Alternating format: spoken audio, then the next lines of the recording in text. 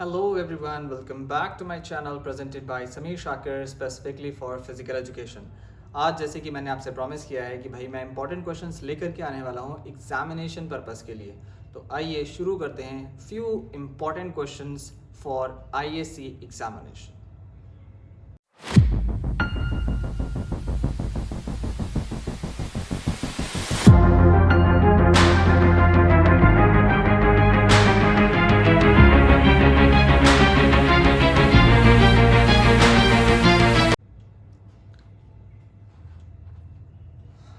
देखिए भाई, अब सबसे पहले हम लोग स्टार्ट करते हैं, जो कि आपको पेपर पैटर्न मालूम है तो वो है हमारा स्टार्टिंग का 15 मार्क्स, जहां पर MCQ, FIB और शॉर्ट क्वेश्चंस आने वाले हैं। देखो MCQ और FIB के लिए आपके पास कॉम्पिटेंसी बेस्ड क्वेश्चंस दिए गए हैं, आप उनसे स्टडी कर सकते हैं। प्लस उसके अलावा जो आपकी बुक में बैक क्वेश्चंस, एक्सरसाइज क्वेश्चंस दिए गए हैं उनसे प्रिपेयर कर सकते हैं।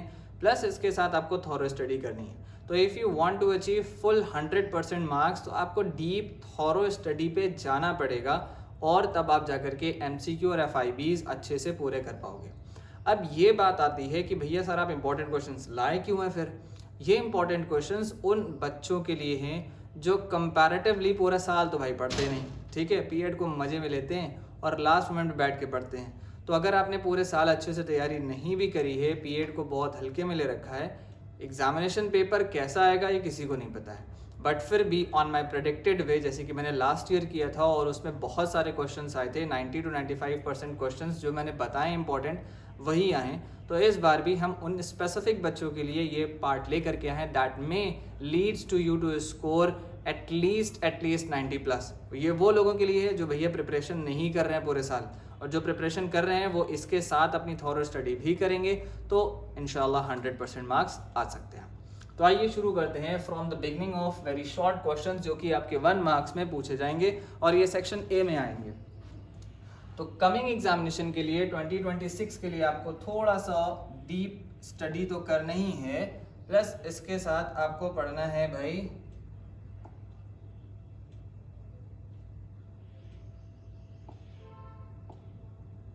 Specific questions. सबसे पहले आ जाते हैं भाई that is इंट्राम्यूरल्स and एक्स्ट्राम्यूरल्स।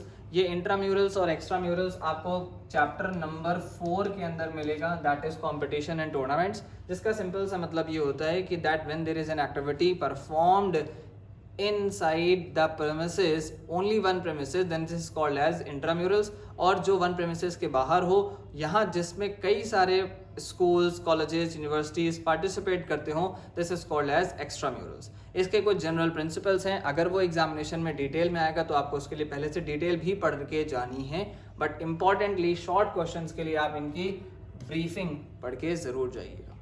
Next is the term that is define sociology. Sociology is the term that relates to the mutual understanding in the society, the social behavior as a man's cultural heritage।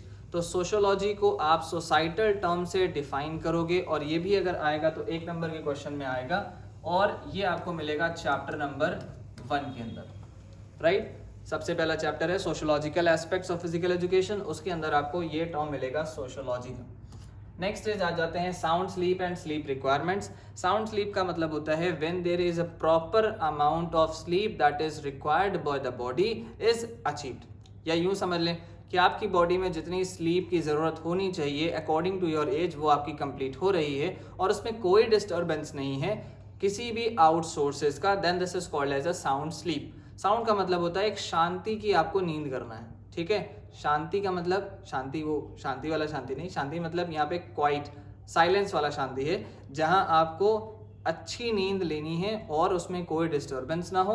और ये specific sound sleep जो है वो आपके night time period से morning time period तक पूरी होती है। तो अगर आप 10 बजे 11 बजे सो रहे हैं और आप सुबह 5-6 बजे उठ रहे हैं, तो this is no disturbance sleep, और इसमें आपकी पूरी बॉडी अच्छी तरीके से रिलैक्स हो जाती है, आप नेक्स्ट वर्किंग डे के लिए बिल्कुल रिफ्रेश हो जाते हैं, then this is called as a sound sleep. और स्लीप रिक्वायरमेंट जो है वो इसी का एक फ्लो चार्ट है, जिसमें एज पर एज ग्रुप के हिसाब से बताया गया है कि किसको कितने घंटे की रिक्वायरमेंट है स्लीप की। ये आपको मिलेगा साउंड स्लीप का चैप्टर नंबर 5 में, ठीक है, स्लीप से रिलेटेड। नेक्स्ट आ जाए भाई posture and postural deformities. Posture means what? Posture means the alignment of the body in which you are performing daily routine work like walking, sitting, running, jogging, right? Or performing any occupational work. This is called as a posture. Posture का मतलब होता है तरीका. किस तरीके का, किस काम के लिए बात कर रहे हैं? हर वो तरीका जिससे आप थकान कम महसूस करो और बाकी दिन भर के काम को कंप्लीट कर लो. This is called as a posture. और पॉस्चर को अगर आप सिंपल वे में समझेंगे तो आप क्या समझेंगे? This is called as a body alignment in which you feel very less fatigued and tired and perform the daily routine task. अब यहाँ पर postural deformities क्या होती हैं भाई? postural deformities हमारी वो deformities होती हैं that is relates with your spine. तो हमारे spine से related जो general deformity है वो है spinal curvature की. और spinal curvature में अगर हम बात करें तो मेन आती हैं kyphosis, lordosis और स्कोलियोसिस.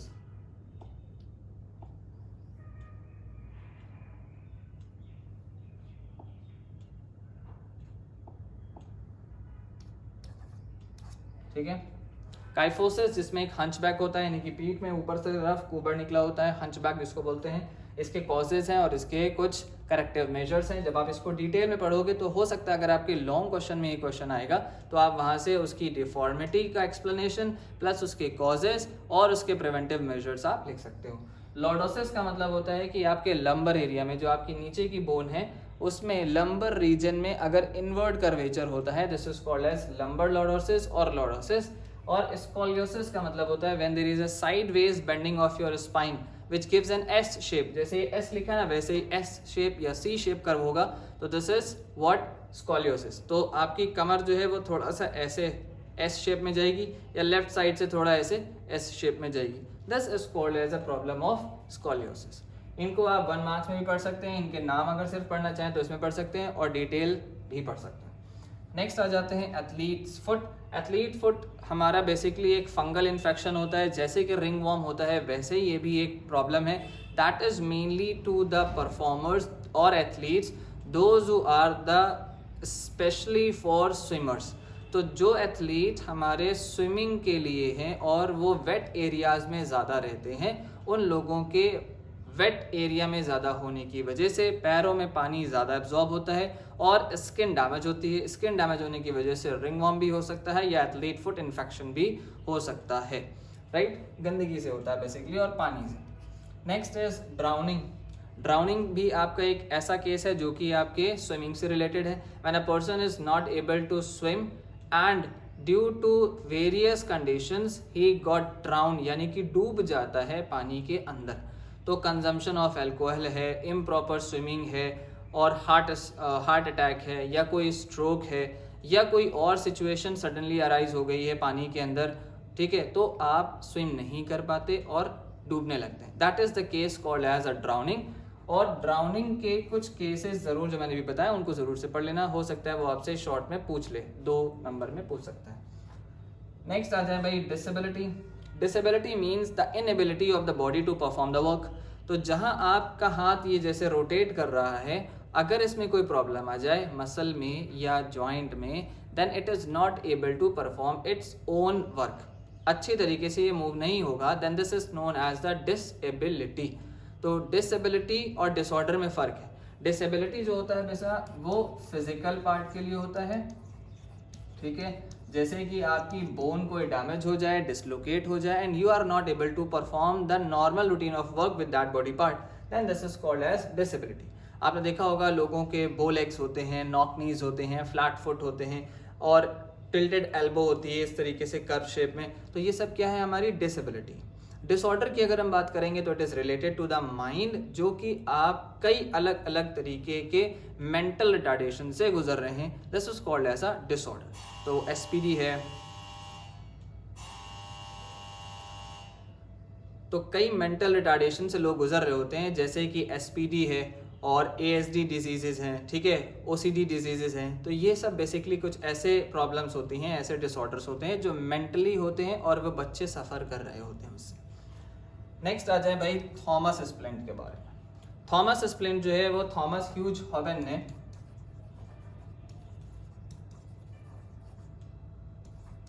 इंट्रोड्यूस किया था इन 18th सेंचुरी. कब किया था भाई? इन 18th सेंचुरी।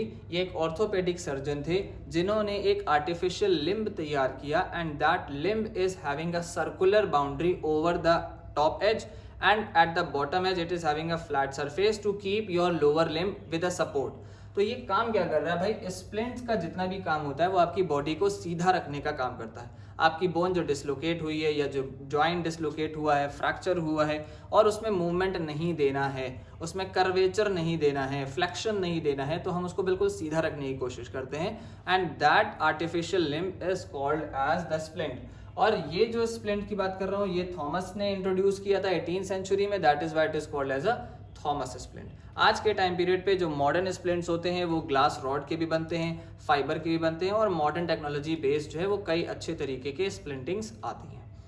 ठीक है, इतनी चीजें मार्क कर लें भाई।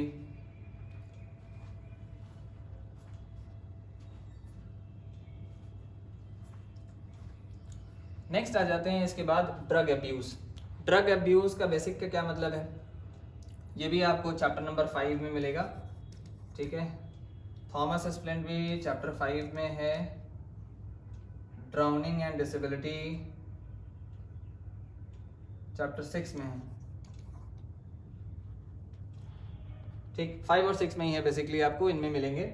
नेक्स्ट आ जाए भाई आपका drug abuse. Drug abuse is relates what when there is an illegal consumption of a drugs that is narcotics, stimulants, anabolic steroids, cannabinoids, amphetamines and which is affecting badly to your body, then this is called as a drug abuse।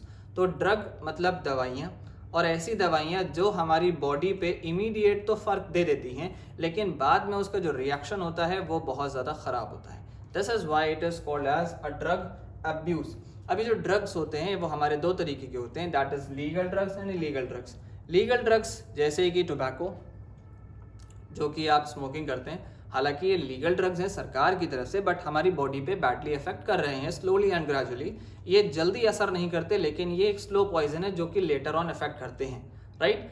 Caffeine जो कि हम consume तो कर रहे हैं अपनी energy के लिए, लेकिन अगर ये एक्सेसिव अमाउंट में चला जाए हमारी बॉडी में या डेली कंज्यूम हो एक्सेसिव अमाउंट में, तो बॉडी में slow and gradual poison create कर रहा होता है हाई एनर्जी से। वहीं अगर हम दूसरी चीज़ करते हैं that is called as alcohol.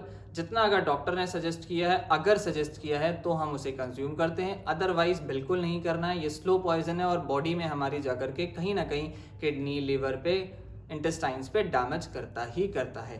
तो दैट इज वाई यहाँ पर हमारे 3 लीगल ड्रग्स हो गए, that is alcohol, caffeine and tobacco.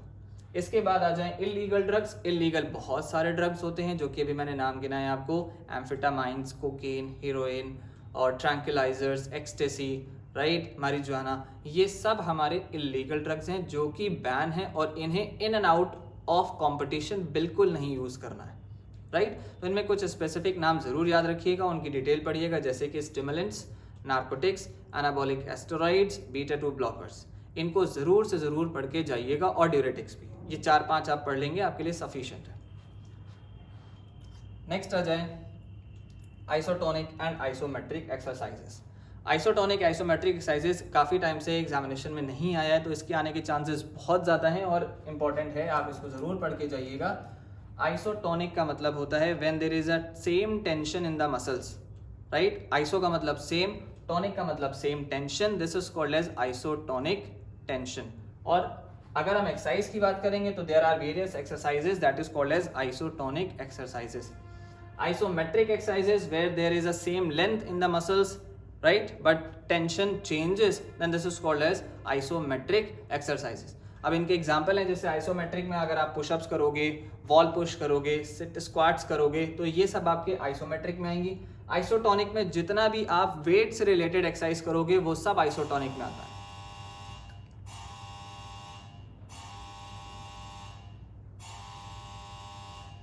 तो अब जितनी भी हमारी वेट से रिलेटेड एक्सरसाइजेज होती हैं वो सब आइसोटोनिक में आएंगी। तो हम इनमें 2 चीज़ें पढ़ते हैं, एक होता है कंसेंट्रिक और एक होता है एसेंट्रिक एक्सरसाइजेस।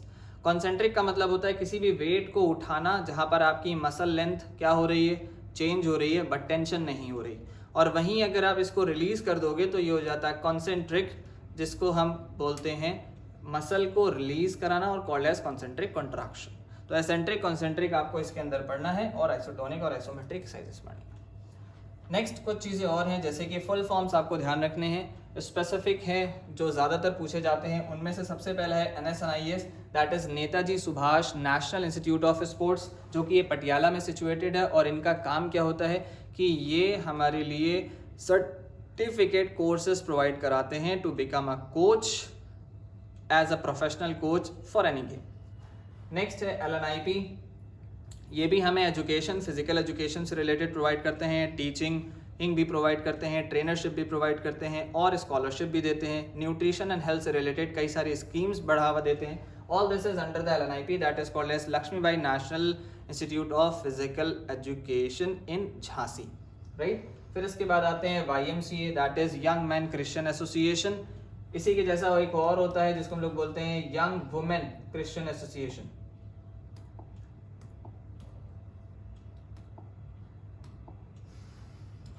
YWCA, ठीक है। ये young man Christian association, young women Christian association है, जो कि आपके लखनऊ में भी सिचुएटेड है और इसकी और भी ब्रांचेस हैं। Sai, that is the sports authority of India, sports authority of India. ये बहुत बड़ा और इम्पोर्टेंट टॉपिक है, जहां आपके कई सारे ऑर्गेनाइजेशंस जो कि इंडिया में वर्क कर रहे हैं वो साई के अंडर रजिस्टर्ड होते हैं, जिनका काम है कई अलग अलग जगहों पर कई फैसिलिटीज़ बच्चों तक पहुंचाना, लोगों तक पहुंचाना और उसमें स्कॉलरशिप देना, और इनके अंदर जितने भी यूथ टूर्नामेंट्स कॉम्पिटिशन्स होंगे वो इनके अंडर में रजिस्टर्ड करा करके कॉम्पिटिशन्स को कराना। नेक्स्ट आ जाते हैं भाई CPR जो हमारा लास्ट चैप्टर से रिलेटेड है, दैट इज कार्डियोपल्मोनरी रिससिटेशन, जहां पर ड्राउनिंग के केस में या चोकिंग के केस में हमें बच्चे को CPR देना होता है, इंडिविजुअल को चेस्ट कंप्रेशन देना होता है या माउथ टू माउथ रेस्पिरेशन देना होता है, जिससे कि हम लाइफ सेविंग प्रोसेस अप्लाई करके किसी की जान बचा सकते हैं। नेक्स्ट इज IOC, यानी कि इंटरनेशनल ओलंपिक कमेटी, एक ऐसी कमेटी जो इंटरनेशनल लेवल पर ओलंपिक कंडक्ट कराती है हर 4 साल के अंदर। इसके आपको करंट प्रेसिडेंट के बारे में भी याद रखना है, ठीक है। और IOA, that is the Indian Olympic association. अक्सर बच्चे गलतियां करते हैं IOC और IOA में। IOC जो है वो इंटरनेशनल का है, क्योंकि ये कमेटी है ऑल ओवर द वर्ल्ड के लिए, और ये एसोसिएशन है ये सिर्फ हमारे देश के लिए, तो that is Indian Olympic association, ठीक है। इसके भी करंट प्रेसिडेंट को आपको याद रखना है और ईयर्स को याद रखना है। चलिए आइए आप समझते हैं, पहले तो इतना स्क्रीनशॉट ले लो कि क्या इंपॉर्टेंट है, 1 मार्क्स के लिए इतना पढ़ना है। एक दिन टाइम निकाल लो, सारे शॉर्ट क्वेश्चंस की प्रिपरेशन कर लो, ठीक है। अभी टाइम है, ज़्यादा टाइम बाद में नहीं मिलेगा, एक दिन का ही गैप मिलेगा, तो थोड़ा बहुत आप 1 घंटा आधा घंटा निकाल के थोड़ा थोड़ा प्रिपेयर करते चलोगे तो फाइनल डे के लिए फुली फ्लेजली प्रिपेयर हो जाओगे। अब आ जाओ भाई, कुछ ईयर्स का प्रिपरेशन मैं बता देता हूँ, that how these are to be remembered. ये आ गए आपके भाई कुछ ईयर्स, जिनको मैंने सीक्वेंस में पहले से ही लिख रखा है, आप इसी सीक्वेंस में याद करने की कोशिश करना। 1862 में that is LCCPE, that is Lucknow Christian college of physical education. IOC that is in 1894। 1894 में क्या है, इंटरनेशनल ओलंपिक कमेटी का ऑर्गेनाइजेशन। और 1896 से यानी कि 1896 में पहला गेम ओलंपिक्स का, मॉडर्न ओलंपिक्स का खेला गया इन एथेंस। फिर इसके बाद आ जाओ, YMCA कब इंट्रोड्यूस हुआ, 1920 में। IOA कब इंट्रोड्यूस हुआ, 1927 में फाउंड हुआ। LNIP कब हुआ, दैट इज इन 1957। याद रखने के लिए समझना है कि हमारे 10 साल बाद, यानी कि आज़ादी के 10 साल बाद हमको क्या मिला, 1957 में, that is LNIP, Laxmibai national institute of physical education. और ये हुआ कब, दैट इज इन 17 अगस्त 1957 में, ठीक है। ये 15 अगस्त को 1947 में आज़ादी हुई, उसके 10 साल बाद यहाँ आ गए। NSNIS 1961 में, साई दैट इज 1984 में। अब जो ज़्यादातर कॉमन चीज़ें हैं वो इनके करंट प्रेसिडेंट को याद रखिएगा, IOC और IOA के। IOA that is Indian Olympic association, इनकी करंट प्रेसिडेंट है right now that is PT Usha, doctor लगाना मत भूलना भाई। और इसके बाद आ जाए IOC में, तो दैट इज इन 1894, और इनके करंट प्रेसिडेंट हैं क्रिस्टी कोवेंट्री। ये पहली फीमेल कोवेंट्री, कंट्री मत लिखना, ठीक है। This is the first female president of the international Olympic committee that was assigned in 2026, right. तो आप इतनी चीज़ें ज़रूर से मार्क कर लीजिए ईयर के साथ, और आपको ये 1 नंबर FIB और डिटेल में लिखने में काम आने वाला है। मार्क कर लो भाई, इसे स्क्रीनशॉट लो इसका।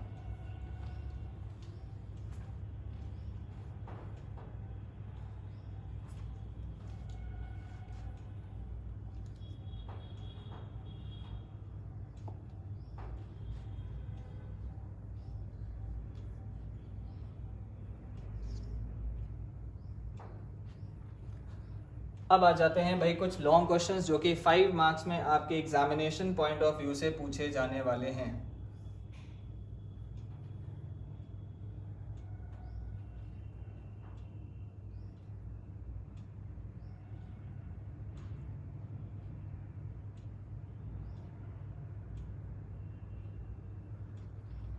ठीक है, तो भाई चलें सबसे पहले शुरू करते हैं, थोड़ा जल्दी से मार्क करिएगा।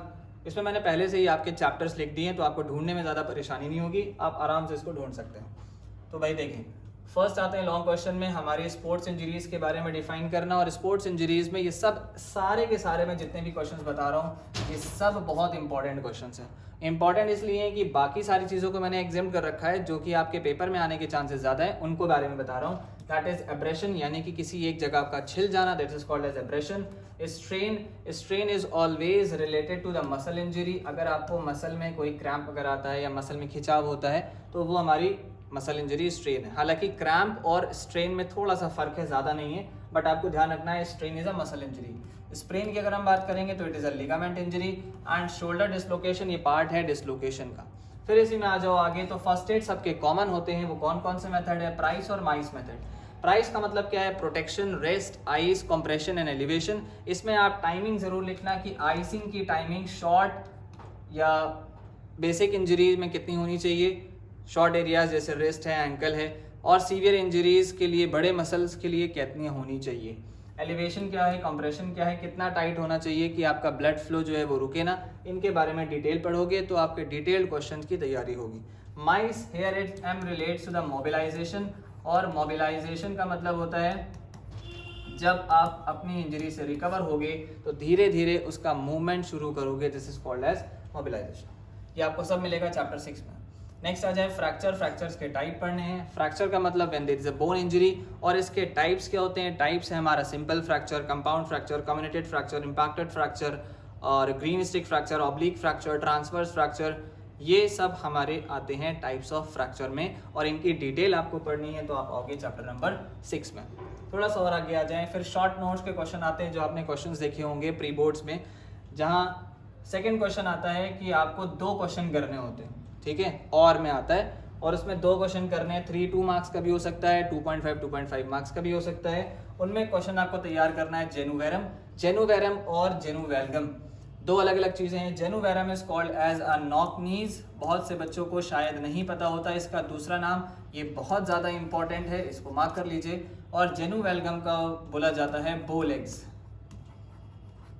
ठीक है। तो ये हमारी 2 डिफॉर्मिटीज़ हैं जो कि हमारी बॉडी के बोन से रिलेटेड होती हैं घुटनों में। जेनुवेल्गम में बो लेग्स होते हैं तो कर्वीलिनियर होता है। नॉक नीज में हमारे पैर मिले हुए होते हैं तो घुटने करीब हो जाते हैं। This is called as these problems. Foot corn का मतलब होता है गोखरू हो जाना, यानी कि जहां पर there is a dead skin cells on your hard surfaces of the foot. जैसे कि हमारा टो है तो टो के बिल्कुल नीचे होगा, हील के पास हो सकता है, और टो से थोड़ा सा पहले हो सकता है। तो मतलब जहां हमारी प्रॉपर लैंडिंग में पैर पड़ता है ज़मीन पर, एक्स्ट्रा सरफेसेस के रबिंग की वजह से या एक्स्ट्रा फोर्सेस की वजह से, रिपीटिशन एक्सरसाइजेस की वजह से, हार्ड लैंडिंग की वजह से, इम्प्रॉपर शूज़ की वजह से फुट कॉर्न होने के चांसेस ज़्यादा है। स्पाइनल कर्वेचर हम आपको पीछे बता चुके हैं, that is kyphosis, lordosis and scoliosis. Flat foot images के साथ जरूर पढ़िएगा, ये सारी हो सकता है आपको इमेज दे दे और कहे आइडेंटिफाई द पिक्चर, तो आप बहुत ध्यान से करने आना, जल्दबाजी मत करना कि अरे ये तो मैंने पढ़ा ही था, ये तो सर ने बताया ही था, ये तो ये बुक में था। थोड़ा फोकस करना, कॉन्सेंट्रेट करना, और तब उसके आंसर टिक लगाना। नेक्स्ट आ जाए भाई कम्युनिकेबल डिजीजेस, जो कि चैप्टर नंबर 5 में है, और उसके modes of it. Communicable diseases का मतलब that may be easily transmitted from one person to the another person through various modes. अब वो मोड्स क्या हैं? टॉवल शेयर करना, हैंकरचीफ शेयर करना, स्नीजिंग करना, एयर के थ्रू होना, सेक्सुअल कॉन्टैक्ट होना, राइट, ये सब हमारे कौन से मेथड्स आते हैं, ये सब मोड्स आते हैं फॉर कम्युनिकेबल डिजीजेस। नेक्स्ट आ जाए भाई टीचिंग करियर, ये इंपॉर्टेंट क्वेश्चन है, आने के चांसेस इसके ज़्यादा हैं। टीचिंग करियर और कोचिंग करियर कहाँ से शुरू होता है? That is from the elementary school, then reaches to middle school, then reaches to secondary school, senior secondary school and higher secondary schools. तो these all are the careers for the teaching career to become a teacher. और इसके लिए जो minimum qualification चाहिए होती है पढ़ाने के लिए, वो आपको चाहिए होती है बीपीएड, और कोचिंग के लिए जो चाहिए होती है वो चाहिए होती है NIS, ठीक है, नेशनल इंस्टीट्यूट ऑफ स्पोर्ट्स का एक सर्टिफिकेट होता है जिसके जरिए आप एलिजिबल हो जाते हो कि now you are becoming a certified coach to train the students, right, mark कर लेता।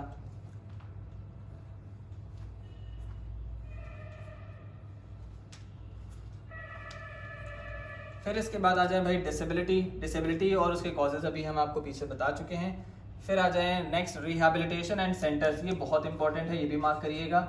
इसके इंपॉर्टेंट के अंदर भी ज़्यादा इंपॉर्टेंट चीज़ें बता रहे हैं, that is rehabilitation and rehabilitation centres, कि आपकी प्रॉब्लम अगर कुछ है उसको सही करने के लिए रिहैबिलिटेशन सेंटर्स होते हैं, जैसे कि भारत सेवक समाज है और टोबैको रिलीविंग सेंटर हैं, तो ऑल इंडिया रिहैबिलिटेशन सेंटर हैं। ये सब आपके मेंटल डिसऑर्डर को प्लस आपकी फिजिकल डिसेबिलिटी को रिहैब करते हैं, सही करते हैं, और ये गवर्नमेंट की तरफ से भी चलाए जाते हैं फ्री ऑफ कॉस्ट, ठीक।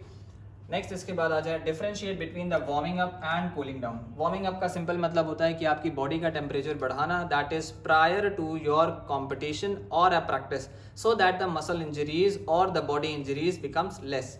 वही सेम काम कूलिंग डाउन का भी है कि आपकी बॉडी का टेम्परेचर जो है वो ठंडा करना है, ताकि आपकी जो मसल स्ट्रेच हुई हैं, जो खिंचाव आया है, वो अपनी नॉर्मल पोजीशन पर आ जाए और आपकी इंजरी के चांसेस कम हो जाएं।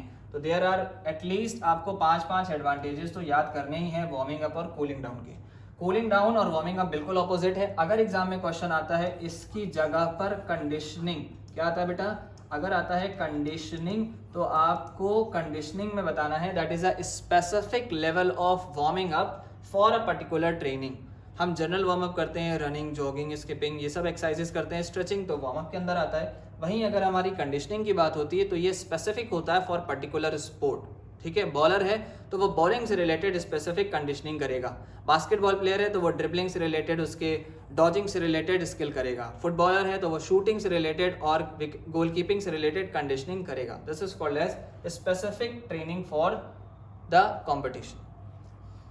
नेक्स्ट आ जाए भाई इफेक्ट्स ऑफ ड्रग्स अब्यूज। ये हम लोग पहले भी पढ़ चुके थे अभी ड्रग अब्यूज के बारे में, कि हमारी बॉडी में कुछ ऐसे ड्रग्स जो कि जाएं और हम उसका कुछ स्पेसिफिक यूज करने के लिए लेते हों, जैसे कि एस्टेरॉइड्स हैं, स्टिमुलेंट्स हैं, नार्कोटिक्स हैं, बीटा ब्लॉकर्स हैं, तो हम अपनी ट्रेम्बलिंग रिमूव करने के लिए, मसल मास को बढ़ाने के लिए और फैट परसेंटेज को रिड्यूस करने के लिए, अपनी एनर्जी को बूस्ट करने के लिए, अपना परफॉर्मेंस एनहांस करने के लिए करते हैं। तो ये हमारे लिए होते हैं सब ड्रग्स अब्यूज।